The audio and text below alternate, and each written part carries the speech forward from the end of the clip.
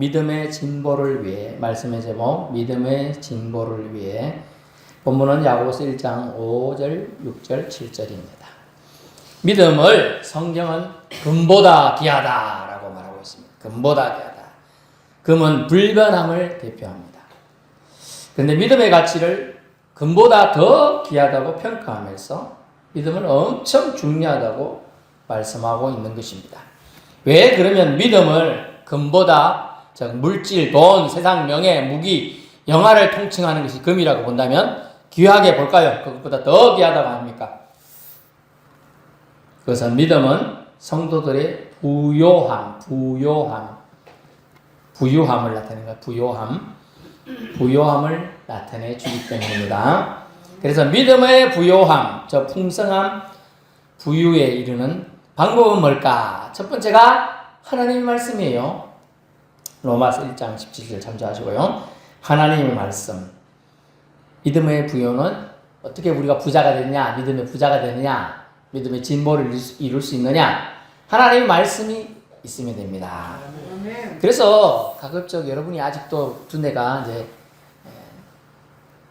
나빠지지 않았을 때 머리가 더 안 나빠지게 하는 방법은 외우는 거예요. 외우는 거. 암송이라고 그러죠. 특히 성경 말씀을 암송하면 더 머리가 좋아지는 거예요. 그래서 그래.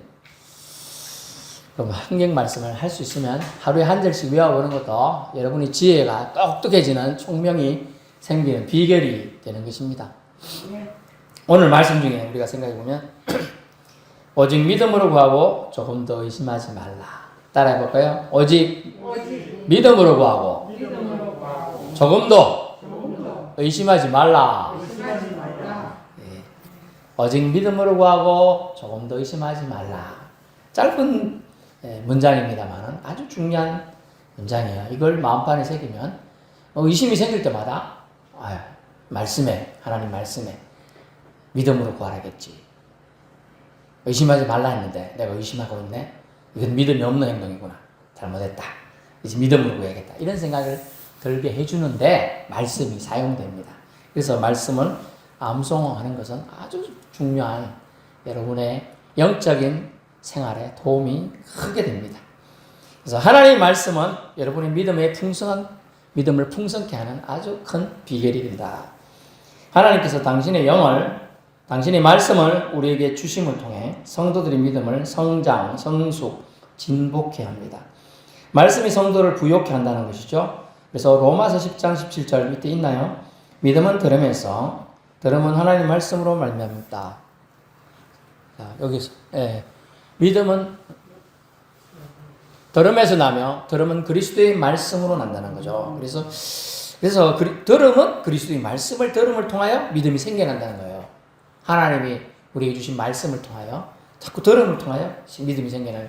그래서 예배 자리에 말씀 실전에서도 와서 앉아 있다 보면 듣다 보니까 말씀이 깊이가 생기고 그 믿음이 자꾸 생긴다는. 처음부터 믿음 안 생겨요.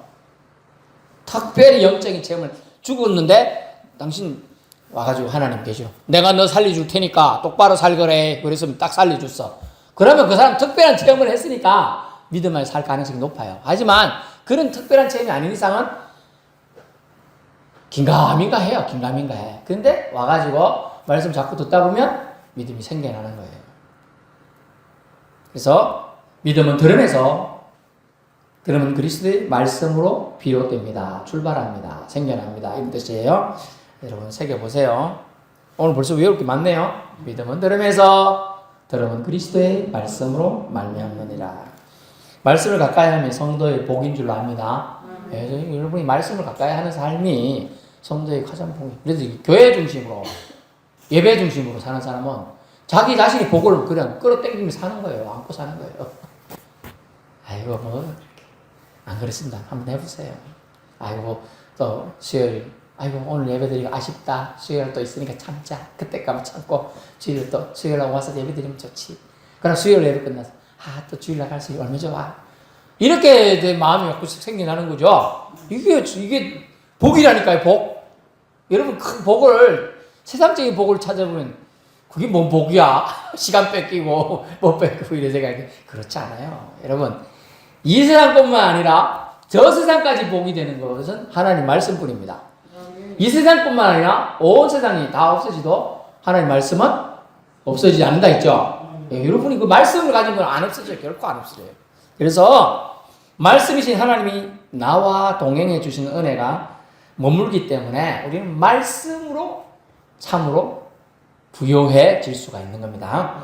내 성도입니다. 말씀 안에 있고 말씀이신 그분과 교제할 때 더 진보와 성숙이 이루어진다고 말씀해 주고 있습니다. 두 번째 방법은 뭐냐면 시련과 고난을 통해 하나님은 욥의 고난과 시련을 통해 욥을 더 한 단계 성장 성숙시켜 주었습니다. 그런 것처럼 욥의 고난이 있고 성도들은 그런 고난을 안 겪고 있는 게 더 나아 보입니다. 제가 보기도 그렇습니다만은 어쨌든 시련과 고난이 없었으면 좋겠지만 그것을 통하여 오늘 본문이 읽진 않았는데 야고보서 1장 3절 앞에 살짝 보면 너희는 믿음의 시련이 인내를 만들어내는 줄 너희가 알미라. 여러분 시련이 인내를 참을성을 키우고 내성을 키워주고 견디는 힘을 준다는 거예요. 제가 권투를 초등학교 때 어떤 친구가 권투 장갑 사갖고 권투하자해서 해봤어요. 아무 생각 없이 한 대 맞았거든요. 그 글러브 찍고 맞으면 덜 아플 줄 아는데 아프던데요. 아프더라고요. 때려봐 이렇게 처음엔 제가 맷집이 좋은 줄 알고 때려봐 했는데 자꾸 맞으니까 화가 나더라고요. 하고 한대 때렸더니 애가 자빠질 뻔네. 그러고 물어버렸어. 그 아빠한테 내가 엄청 혼났잖아요. 아니 그것도 원래 같이 하는 건데 때려봐라 했다고 내가 맞다가 짜증 나가지고 그래고 제가 소문이 뭘로 났냐 돌주먹. 이게 그냥 주먹이지 뭐 돌주먹이 그냥 얻어 걸린 거지. 어쨌든 그래 됐어요. 근데 권투 선수들이 처음 맞으면 안 되는데 막 하다가 훈련하다 보니까 자꾸 맥집이 좋아지는 거예요. 근데 시련은 사실 우리가 시험과 좀 달라요. 시험은 테스트인데 사탄 마귀가 템프테이션에서 유혹해서 거꾸로 틀리려고, 잡아뜨리려고, 실족해 하려고, 넘어지게 하려고 하는 것이 유혹, 시험이에요. 근데 시련은 믿음을 성숙해 하기 위한 하나님의 허락하심이라는 거죠. 그래서 시련을 통하여 믿는 성도들은 더 성숙하게 되는 겁니다. 그래서 시련이라도 오지 말라 하면 안 오면 더 좋을 수 있을 거라 생각하지만은 성도들은 고난과 시련을 통해 더욱 믿음이 빛나게 됩니다. 빛나게 돼요. 이걸 견디는 사람은 우리들은 좀 신앙이 성숙하고 또 신앙이 영적해진 분은 저때 저런 시련이 있지 또 있을 수 있지 그죠? 어떻게 넘어가야 되는데 이렇게 또 기도를 중보해 줄 수가 있어요. 나이가 드신 분들 우리가 좀 신앙생활 하신 분들은 초신자가 저런 시련이 올 건데 우리는 알고 있어요 그죠? 그렇게 그게 우리는 그 단계를 지났거든. 지났으니 그렇게 할 수 있는 거예요. 그래서 하나님 주시는 부요함을 누리며 신앙생활을 하기 위해서는 시련도 있을 수 있다는 것이죠. 그래서 고난을 이기기 위해 하나님께 세상을 이길 본문에 보니까 지혜를 구하라. 누구든지 5절 지혜가 부족하거든 모든 사람에게 후히 풍성하게 해주시고 꾸짖지 아니하신 하나님께 구하라. 그리하면 어떻게 한다고요? 주시리라 됐어요. 하나님은 지혜 구하는 자에게 주신다 하셨어요. 왜 그래요? 성도들에게 지혜가 필요하기 때문에 지혜를 주는 겁니다. 지혜가 필요하면 지혜를 주시는 거예요. 세상 지식 아닙니다. 하나님 주신 지혜는요, 세상을 넉넉히 이기게 하는 힘과 권세를 포함하고 있어요. 그래서 하나님 주신 지혜를 우리는 받아야 될 줄 압니다. 그래서 이런 지혜를 얻는 비결로 오직 믿음으로 구해야 된다. 조금 더 의심하지 말아라 라고 얘기하고 있습니다. 간구하고 기도하고 이런 기도 종류가 있어요. 기도하고 간구기도, 도고기도, 중보기도, 개인기도, 이런 기도를 협심기도, 이런 기도들이 있는데 어쨌든 간구기도 이런 기도의 응답 비결이 뭐냐 하면 의심치 않고 믿는 것에 있다는 거예요. 간단한데 의외로 이게 어려워요. 의심이 생겨나거든요. dubious라는 단어는 양다리라는 뜻이에요. 이게 믿을 수 있을 것 같은데 안 믿어지기도 하고 이런 게 의심이라는 거예요. 그래서 기도 응답 비결 의심치 않고 믿는 것이라는 겁니다. 신앙인과 세상인의 차이는 뭐냐면 믿음의 있고 없고에 달려있어요. 믿음의 유무에 달려있어요. 시련이 있을 때 하나님을 더 의지하고 꼭 붙드는 자와 세상을 붙들고 하나님이 계심을, 하나님이 존재하심을 의심하는 자가 당연히 차이가 있는 거죠. 그죠?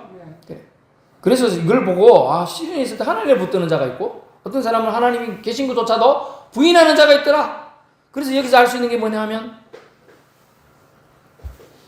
믿음이 있는지 없는지를 여기서 알 수 있다. 그래서 기도의 절대적 조건을 마가복음 11장 23절도 조금 더 의심하지 않는 거라고 얘기하고 있어요. 믿음의 절대적 조건, 믿음이 있는가 없는가의 절대적 조건은 조금 더 의심치 않는 거다. 조금 더 의심치 않는 거다. 의심은 뭐냐면 신앙과 불신앙 사이에서 방황하는 거예요. 방황. 의심이라는 것은 신앙이 신앙, 신앙, 신, 즉 하나님에 대하여 우러러보고 바라보는 이거 오로지 거기만 쳐다보는 거. 모세가 출애굽해서 백성들 200만 명 가까운 백성들을 광야에 갔습니다. 광야에 있던 백성들이 물이 없다고 불평하고 먹을 거 없다고 불평하고 막 짜증내고 심지어 돌아가자 막 이렇게 하고 이럴 때 이제 불뱀이 나와가지고 막 물었어요. 사람들이 열이 올라가지고 다 고열로 막 죽기도 하고 막 그랬어요. 그래가지고 이제 또 회개했어요. 그래 회개하니까 그럼 노뱀을 만들어 달아놔라. 그리고 노뱀을 쳐다보면 살리라 했어요. 그래서 사람들이 장대에 노뱀 하나 매달아 놨다고 노수로 된 성동뱀 하나 만들어 놔고 쳐다본다고 산다는 게 말이 되겠어요? 그죠? 이런 적은 말이 안 되죠? 근데 하나님의 명령이죠. 말씀이죠. 그래서 쳐다본 자는 병이 낫고 쳐다보지 않는 자는 어찌 됐을까요? 죽거나 고통 중에 계속 있었어요. 뭘 말하고냐 하면 신앙이라는 것은 바라볼 대상을 계속 바라보는 거예요. 봐야 될 대상은 봐야 우리가 이 땅에 살면서 바라볼 대상은 누구예요? 하나님밖에 없어요. 사람 보면 안 돼요. 금방 지쳐요. 저 사람 언제 변절할지 몰라요. 이상한 사람 될지 몰라요. 어제까지 똑똑한 사람이 오늘 치매 걸려가지고 햇소리 할 수도 있어요. 그죠? 어제까지 날 잘해줄 것 같더니 내일 배신해가지고 사기 칠 때 날 이용해 볼 수도 있다는 거예요. 그래서 우리가 바라볼 대상은 누구요? 하나님밖에 없어요. 하나님밖에. 그걸 신앙이라고 해요. 신앙. 그런데 불신앙은요? 그게 제일 무겁죠. 내가 왜 하나님 섬겨야 돼? 그거예요. 그래서 양다리 작전을 신앙의 아주 최악의 나쁜 사례가 되는 거죠. 6절 양다리 작전 쓰는 거 뭐라고 하냐? 바람에 밀려 요동하는 바다 물결처럼 의미 없다고 말하고 있어요. 바람에 밀려 요동하는 바다 물결. 바람이 폭풍 시기 부는 바람 파도가 이리 쳤다가 저리 쳤다가 하잖아. 그죠? 썰물 나는 거 그거 의미 없는 거예요. 그거 뭔 의미. 이런 걸 의심하는 자라고 했어요. 그래서 믿음과 의심은 같은 배를, 즉 구원의 방주를 타고 갈 수 없다는 뜻이에요. 믿음과 의심은 같은 배를 타고 갈 수 없어요. 7절 의심하는 자는 무엇이든지 주님께 얻기를 생각지 말라. 다시 볼까요? 7절 이런 사람은 무엇이든지 주님께 얻기를 생각하지 말라 되어 있습니다. 여러분 이 말은 아예 간구를 하지 말라는 거예요. 그런 사람은 의심할 바에는 아예 구하지도 말아라는 거예요. 어차피 기도하면서 하나님 내가 이를 피해서 이 기도 꼭 들어주셔야겠습니다. 이래놓고 집에 가면서 안 들어주면 어쩌지? 안 들어주면 할 수 없고 그러면 들어주는 기도라 안 들어주는 기도라 안 들어줄 기도도 아니 애초에 자기가 가면서 이제 내려가면서 안 들어줘도 할 수 없고 그러는 거하고 똑같다는 거예요 지금. 차라리 그런 사람은 주님께 얻기를 생각치를 말아야 되니까 생각을 안 하니까 구할 수 없죠. 여러분 뭡니까? 아예 간구하지 않는 게 낫다는 뜻으로 지금 그런 기도는 쓸데없는 정말 허상을 추구하는 기도라는 거죠. 결론 말씀드립니다. 하나님 뜻을 알지 못해 마음속에서 갈등하는 것은 죄가 아니에요. 하나님 뜻 몰라갖고 하나님 이게 하는 뜻이에요. 하나님 이게 뜻이에요. 이렇게 갈등하는 것은 죄가 아닙니다. 하지만 하나님과 그분의 말씀의 신실성을 의심하며 말씀이 믿을 만한가 의심하는 것은 죄가 된다는 거예요. 따라해보세요. 말씀은 결코 의심할 내용이 아니다. 열심히 말씀은 결코 하나님의 말씀은 결코 의심할 게 없어요. 다 진실. 그래서 예수님은 자신 있게 말씀했어요. 내가 길이요 진리요 생명이다. 자신이 진리라고 말하는 거예요. 절대 자기는 거짓이 없기 때문에 그렇게 말할 수 있는 거예요. 그래서 말씀이 믿을 만한가 의심하는 것은 죄가 되는 거예요, 여러분. 죄를 짓는 것이기에 죄인의 기도와 간구는 결국 물리침을 받습니다. 세상을 이긴 믿음의 선진들도요, 의심치 않고 하나님과 그분의 말씀의 온전함을 믿는 데 있었습니다. 여러분이 믿음의 선진이 되고, 우리 할머니가 기도해서 내가 이렇게 잘 됐지. 우리 엄마가 날 위해 기도해서 내가 그래도 낭망해서 실족할 때 내가 다시 일어설 수 있었지. 이런 믿음의 선조가 되어야 돼요, 여러분이. 그런 선조가 되기를 축원합니다. 그래서 믿음의 진보를 위해 의심을 성도의 여러분의 종의 삶에서 쫓아내시기를 축원합니다. 기도하겠습니다.